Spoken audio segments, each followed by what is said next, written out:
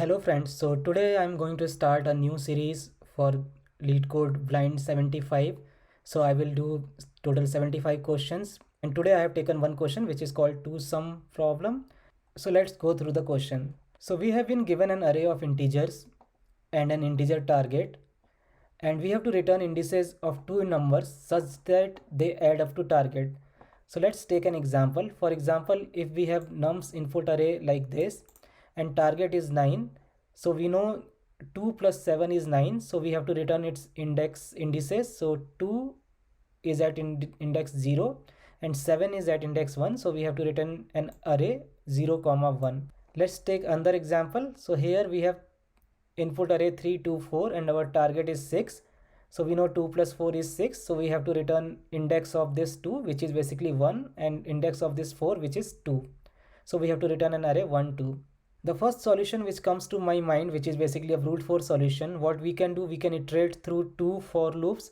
One for loop will run from 0th index to this num's length, and second loop will run from the first index plus 1 till end of the length of this array, and then we can simply check the sum between those two numbers, and if that comes to target, we can simply return from there. We no need to proceed further.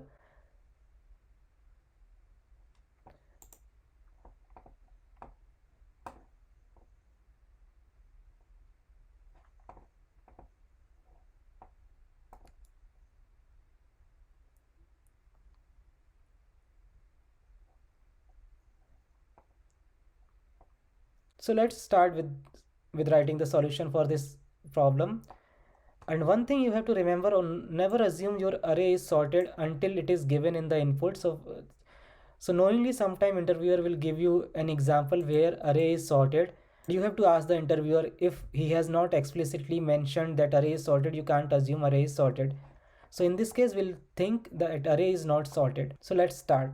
So first take one variable where we will loop through this index to the end of the nums array, and let's name it as first num index. Second, we can take another variable which will be called second num index, and we can initialize it with 0.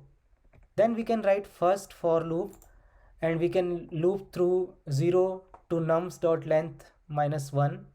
So it means for first num index, I will loop through the 0th index to n minus 2 index, where n is the length of the array. As we all know, arrays are zero based, and that's why this is n minus 1 index and this will be n minus 2 index. So I'll loop through until n minus 2 index for first num index, and for the second index I will loop through first num index plus 1. So it means for first iteration of loop, when first index is at 0, I will loop through for second index from 7 to 15, and in second iteration of first for loop, which means it will be here, then I will loop through second num index from this position till the end, and then I can simply check if the sum of those two numbers in first num index and second num index is equal to target.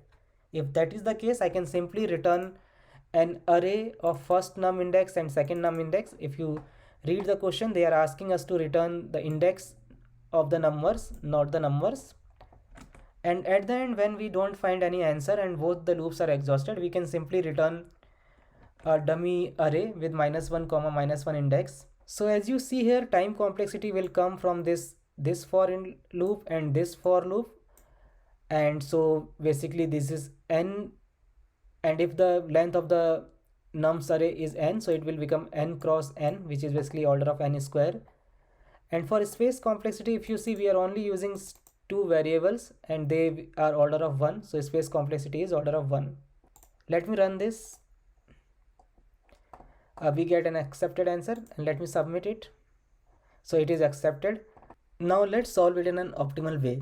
So okay, so now let's solve this problem using another approach, and in that approach we'll take one more data structure which will be map, and in that map we will store key as the value of the array and the value as the index of the array. So for this is our input array and this is the target.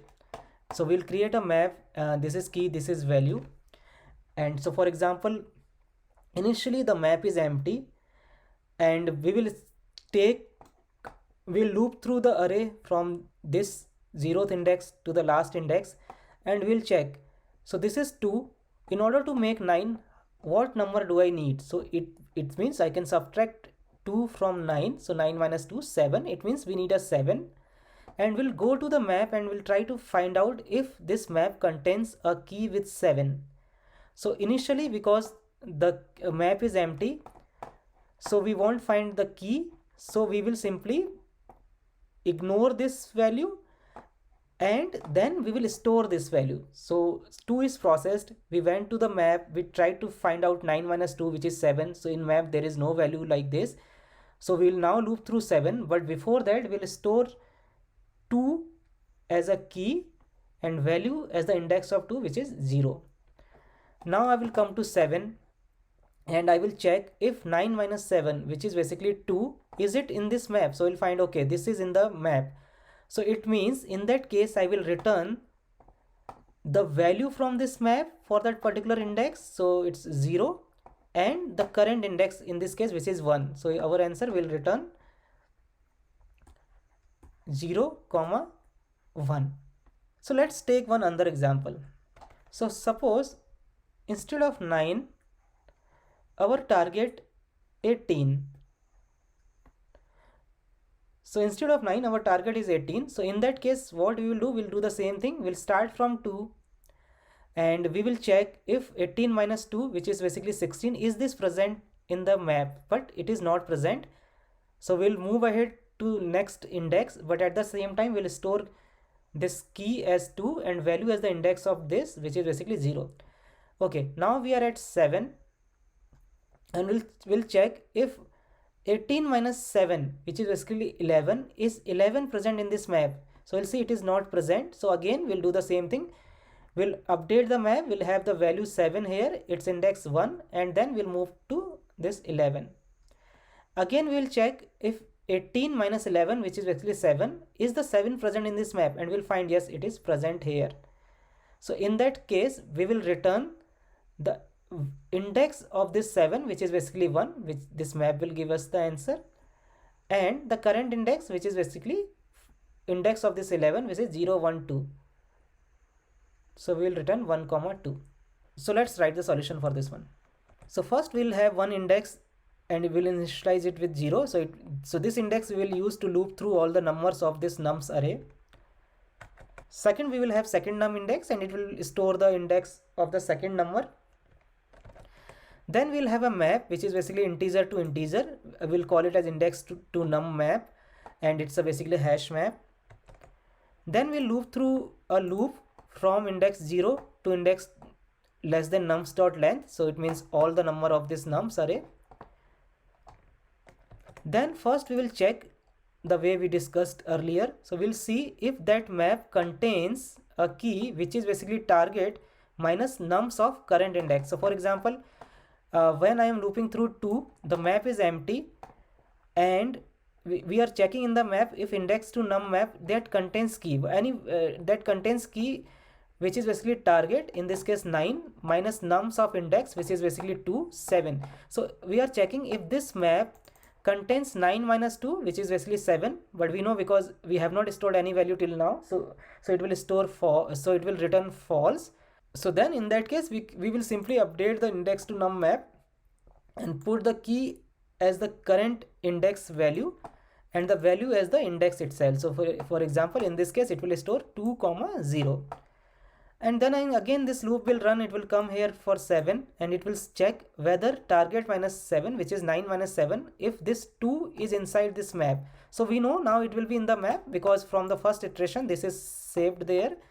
So it will go inside this loop, and in that case we can simply return a new int array where the first index would be from the element which has value target minus nums of index. It will come from the map and the current index. And for example, we'll loop through this one, and if all the elements are adjusted, we did not find any answer. At the end, we can simply return a new int array with -1, -1. In this case, it is okay because it will never come to this situation, because if you read here, it says you may assume that each input would have exactly one solution. Okay, let's run this accepted. Let's submit it, and it's done.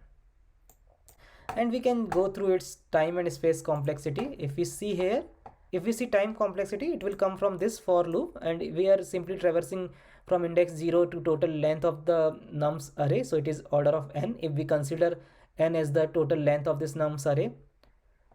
And time space complexity will come from this map, and in the worst case scenario, if there is no answer, this map will contain all the elements of this nums array, so that's where the space complexity is order of n. So that's it, my friend. I hope you liked this video. I'll create more videos and I'll go through all blind 75 lead code questions. Please subscribe to my channel. Till then, bye bye.